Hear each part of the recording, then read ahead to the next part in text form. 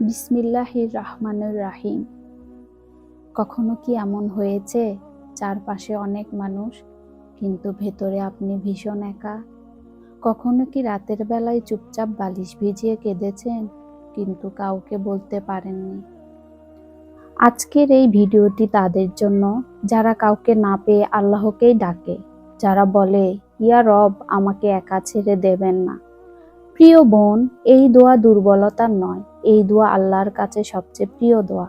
কারণ রাসূল সাল্লাল্লাহু আলাইহি ওয়াসাল্লাম বলেছেন, আল্লাহ সেই বান্দাকে ভালোবাসেন যে নিজের অসহায়ত্ব প্রকাশ করে।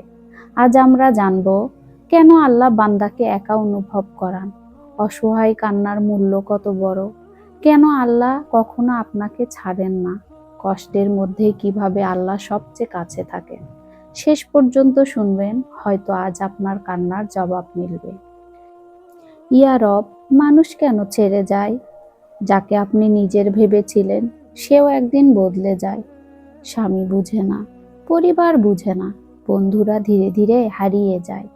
কিন্তু প্রিয় বোন, এই একা হয়ে যাওয়াটা কাকতাল নয়। আল্লাহ তখনই মানুষ সরিয়ে নেন যখন তিনি নিজে আপনাকে কাছে ডাকতে চান। কুরআনে আল্লাহ বলেন, আমি বান্দার ঘাড়ের শিরার চেয়েও কাছে। সূরা কাফ আয়াত 16। আপনি যখন বলেন, ইয়া আল্লাহ, আমি একা, তখন আল্লাহ বলেন, তুমি একা নও, আমি আছি। সব কান্না সমান নয়, কিছু কান্না লোক দেখানোর, আর কিছু কান্না শুধু আল্লাহর জন্য।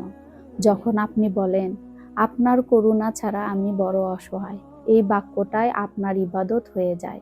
হাদিসে এসেছে, আল্লাহ বলেন, হে ফেরেশতারা, আমার এই বান্দির কান্না লেখো, কারণ সে শুধু আমার কাছেই ভেঙেছে। আপনার চোখের পানি জান্নাতের দরজায় জমা হচ্ছে। হযরত ইয়াকুব আলাইহিস সালাম ছেলে হারিয়ে অন্ধ হয়ে গেলেন, তবু বললেন, আমি আমার দুঃখ ও কষ্ট আল্লাহর কাছেই পেশ করি। সূরা ইউসুফ। হযরত মুহাম্মদ সাল্লাল্লাহু আলাইহি ওয়াসাল্লাম তাইফে রক্তাক্ত হয়েছিলেন।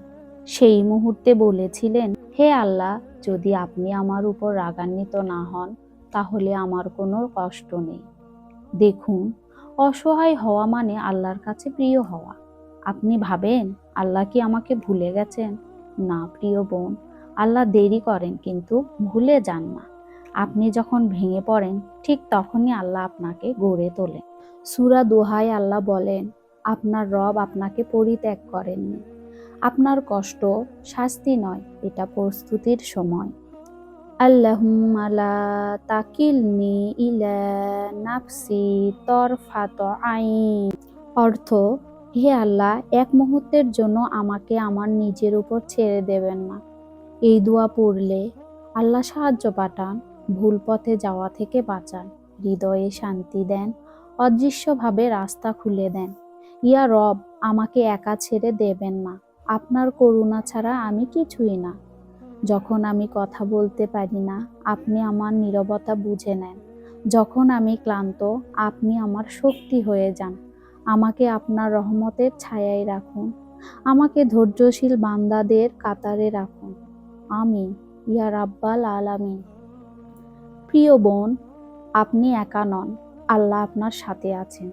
এই ভিডিওটি যদি আপনার হৃদয় ছুঁয়ে যায়, একজন কষ্টে থাকা বোনকে পাঠিয়ে দিন, কারণ একটা দোয়া কখনো একা থাকে না। ভিডিওটি যদি আপনার কাছে ভালো লাগে, তাহলে লাইক ও সাবস্ক্রাইব করতে ভুলবেন না। এরকম আরও ভিডিও পেতে কমেন্টে জানান। আসসালামু আলাইকুম, আল্লাহ হাফেজ।